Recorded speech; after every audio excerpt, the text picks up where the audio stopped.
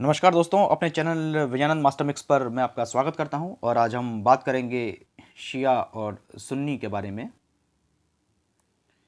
दोस्तों, मैं आपसे शुरू में एक बार रिक्वेस्ट करना चाहूँगा, प्लीज़ इस वीडियो को लाइक कीजिएगा, अधिक से अधिक शेयर कीजिएगा और आपने अगर अभी तक चैनल को सब्सक्राइब नहीं करा है तो प्लीज़ इस चैनल को सब्सक्राइब कीजिएगा। दोस्तों, अगर हम बात करें शिया और सुन्नियों में समानताओं की, तो दोनों ही एक ही अल्लाह को मानते हैं।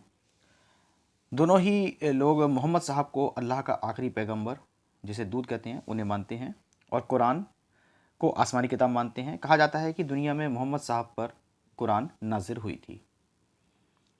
दोनों ही लोग इस्लाम एक है ऐसा मानते हैं। तीर्थ स्थल मक्का दोनों लोगों का एक ही है और दीन भी दोनों का इस्लाम है।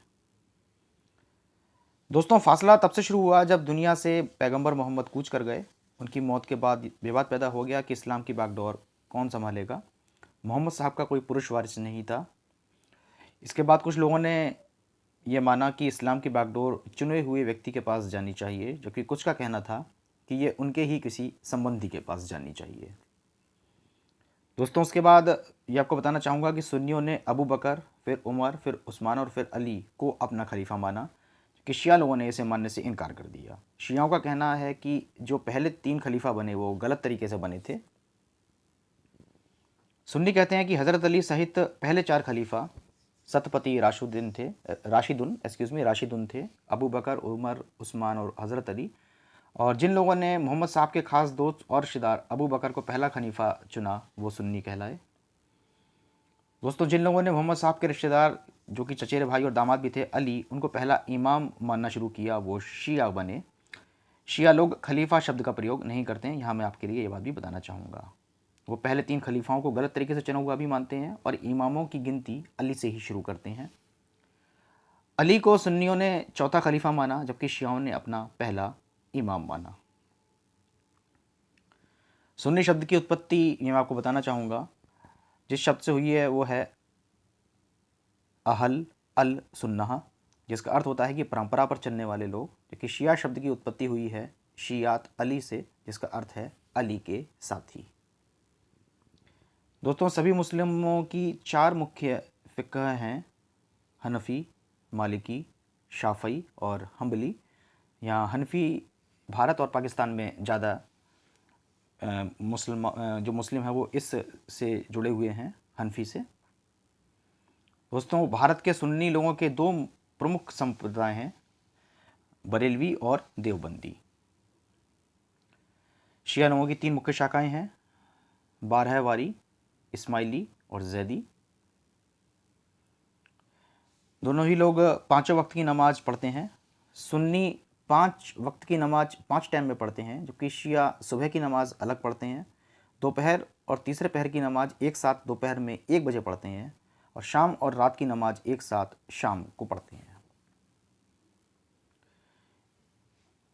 शियाओं के इस तरीके को सुन्नी लोग गलत बताते हैं, जबकि शिया लोगों का कहना है कि जैसे दोपहर के फ़ौरन बाद तीसरा पहर वक्त शुरू हो जाता है, वैसे ही शाम और रात का वक्त भी ऐसे ही होता है, इसलिए एक साथ इस नमाज को पढ़ा जा सकता है। दोस्तों, शिया लोग रमज़ान के महीने में तारावीह की नमाज, जिसे कहते हैं कि ईशा की नमाज के बाद रात के वक्त जो पढ़ी जाती है, उसे नहीं पढ़ते हैं, क्योंकि सुन्नी लोग रमज़ान के दिनों में तारावीह की नमाज को पढ़ते हैं। दोस्तों, सुन्नी मुस्लिम हाथ बांधकर नमाज़ पढ़ते हैं और शिया मुस्लिम हाथ छोड़कर नमाज़ पढ़ते हैं। सुन्नी लोग दावा करते हैं कि जैसे वो नमाज़ पढ़ते हैं वो तरीका मोहम्मद साहब की नमाज़ पढ़ने का तरीका है, जबकि शिया लोग कहते हैं कि उनका जो तरीका है वह मोहम्मद साहब का तरीका है।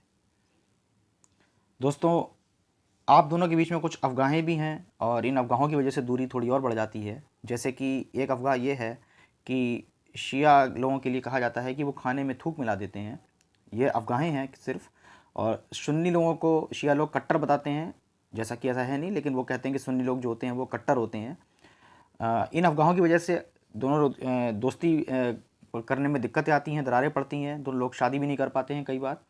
पर मैं आपको बताना चाहूँगा, बार बार मैं कह रहा हूँ कि ये सिर्फ और सिर्फ अफवाहें हैं और ऐसा कुछ होता नहीं है, क्योंकि इससे दूरियाँ सिर्फ बढ़ी ही हैं, प्रमाण नहीं मिलते हैं, लेकिन अफवाहों की वजह से ये दूरियाँ काफ़ी अधिक बढ़ जाती हैं कई बार। साथ ही साथ मैं आपको बताना चाहूँगा कि कई बार ऐसी कोशिशें होती रहती हैं और ये सफल भी होती हैं कई बार, कि जिसमें शिया और सुन्नी लोग एक साथ नमाज़ पढ़ते हैं और दूरी मिटाने की कोशिश भी की जाती है।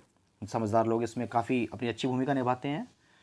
और यहाँ मैं आपको यही बताना चाहूँगा कि सुन्नी लोग दुनिया में 85% के लगभग हैं, हालांकि कुछ लोगों का कहना है कि सुन्नी लोग इससे भी अधिक हैं, मुस्लिम पॉपुलेशन के 85% से ज़्यादा भी हैं। दोस्तों, उम्मीद है आपको ये वीडियो पसंद आया होगा। प्लीज़ इस वीडियो को लाइक कीजिएगा, अधिक से अधिक शेयर कीजिएगा और अपने अगर चैनल को सब्सक्राइब नहीं करा है तो प्लीज़ सब्सक्राइब कीजिएगा। Thank you very much. Thanks for watching.